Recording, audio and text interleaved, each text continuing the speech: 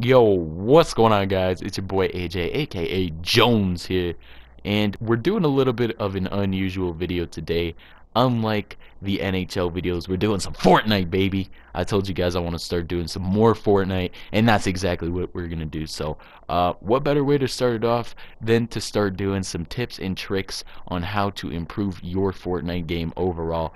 Keep in mind, guys, this is for people who are newer at the game or trying to just improve their game overall. So, just very basic and simple tips to really just help you survive longer in the game and possibly win even more than you did before. So without further ado, guys, let's get right into it. So first tip, step number one, the most important thing in the game, building. You're gonna hear the craziest and the best players in the world, like Ninja admits, say you have to build even if you guys are bad. When I first started playing Fortnite, I would never build. I would always hide in bushes, stuff like that, and I was so bad at building. I either couldn't build or I would take too long to build and then just get absolutely demolished by RPGs and shotguns. So, as much as you suck at building, you have to learn how to build, man. It's so crucial to the game, and eventually it will become a repetitive motion and a process. You might be slow at it first, but eventually you'll know all the animations of where the walls, the roofs, and the stairs are, and then it'll basically be muscle memory. So, building, most important thing. Moving on to step number two, it's going to tie into building a little bit, but it's over collecting materials. And what I mean by that is there's a fine line between grabbing materials for what you need and then just overkill. Don't grab 3,000 materials, is way too much. I would suggest to you guys 300 to 700 is definitely a safe route to use for building. Keep in mind when you kill people, they're also going to have amounts crazy in materials, so you can loot off their dead bodies after. So that's not a big deal, but don't overcompensate what you actually need, because no one wants to spend half the game farming for materials. So with that said, guys, we're moving on to tip number three. This one's very simple. Just basically know your surroundings, know who's around you, and basically this will tie into tip number four as well. So this is kind of two in one, but also listening and hearing in general. So basically what I mean by like surrounding and listening is basically just listening for footsteps, and then surrounding, just basically do like if you're running towards a circle out of the storm, make sure you just do a quick look around so you're not getting flanked from behind. Stuff like that will really help, because I've seen a lot of people, I've killed a lot of people doing that. A lot of people don't really check behind them, and I usually flank a lot in this game. It's so fun, so satisfying when you do, but when it happens to you, it's the worst. So make sure you guys always do a quick look around every 3 to 4 seconds. It's not really gonna take a lot to do. Just a quick look, see what's happening, make sure no one's following you, trying to snipe you or shotgun you from behind, because it does get annoying. But moving on to tip number five, also another simple thing, is basically just knowing your loadout.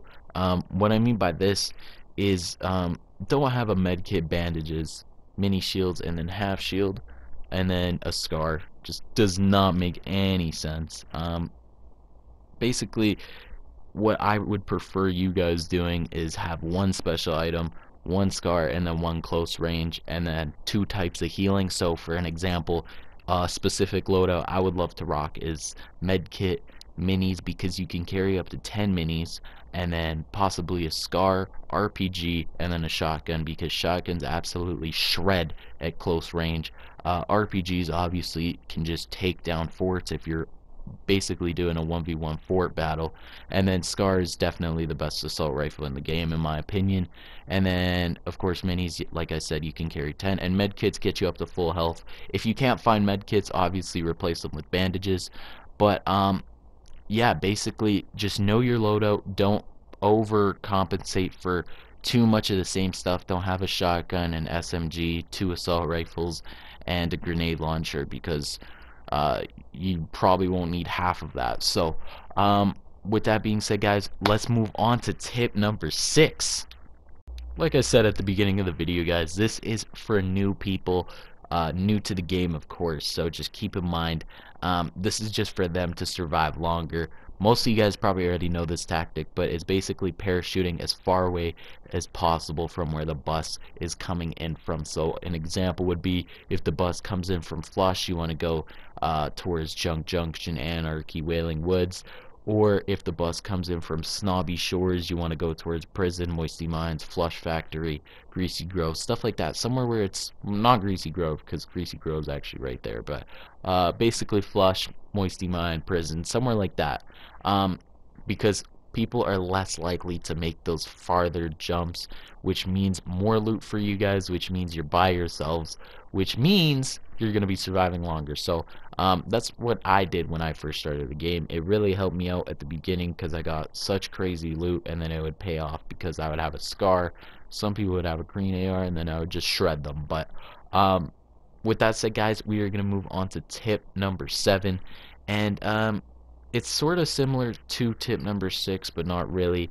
And it's basically just pushing into the storm. Now, what I mean by this is, of course, when the storm starts closing in, what you want to do is what I call hug the shield. So basically, you just want to flank everybody from just inside of the circle. As you guys will see later on in this video, what I do, I actually get a few kills doing this. So I do this quite often in my games, not all the time unless I really have to run to the circle. I don't usually do that, but basically you guys want to hug the shorelines or just hug outside of the circle until it comes, just because it really helps not getting flanked, and a lot of people love to flank in this game, like I said early on.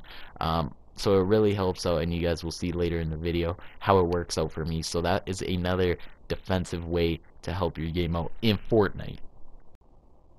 And finally, guys, tip number 8 is one of the most important ones. I saved it for last because, like I said, this one is going to be another thing. Just like building, it's going to be another thing where people are going to have to learn how to do, even if you're new and you suck at doing it, but you have to be aggressive in the game. And if you're not, then people will absolutely demolish you. They will build, build, build. And like I said, building is so important. Just like being aggressive. Being aggressive is just as important, I think, as building, because as soon as you start jumping on somebody, you're getting the jump on somebody, they definitely start to panic build, and you'll see that. And eventually they'll be too scared to combat you. But like I said, for new people, it's going to be hard. You might get demolished sometimes with shotguns to the head, and they do a lot of damage. So make sure, if you guys are going to get into close range, make sure you do not miss those shots, because I've seen some John Wicks. I've seen a lot of people mess me up close range. So being aggressive is so important in this game, just as important as building, and it'll really just get your opponents shook, and it'll definitely get the jump on them. So with that, guys, that's basically gonna do that for that. And yeah, hopefully you guys enjoyed these tips and tricks. Hopefully it helps out you guys' game a little bit, or just in general. I don't know. You guys let me know in the comments down below if you want me to do some more Fortnite tutorial kind of tip videos, because I am definitely down for that. But don't worry, guys, I will be doing some more Fortnite gameplay soon. And let me know if you guys want me to start doing some Far Cry, because I know Far Cry just came out, so I would definitely be down to do some more videos on that. But like I said, guys, if this is your first time around, make sure you sub and subscribe for more dope content like this. Hope you guys have a great day, and I will see you in the next one. Peace.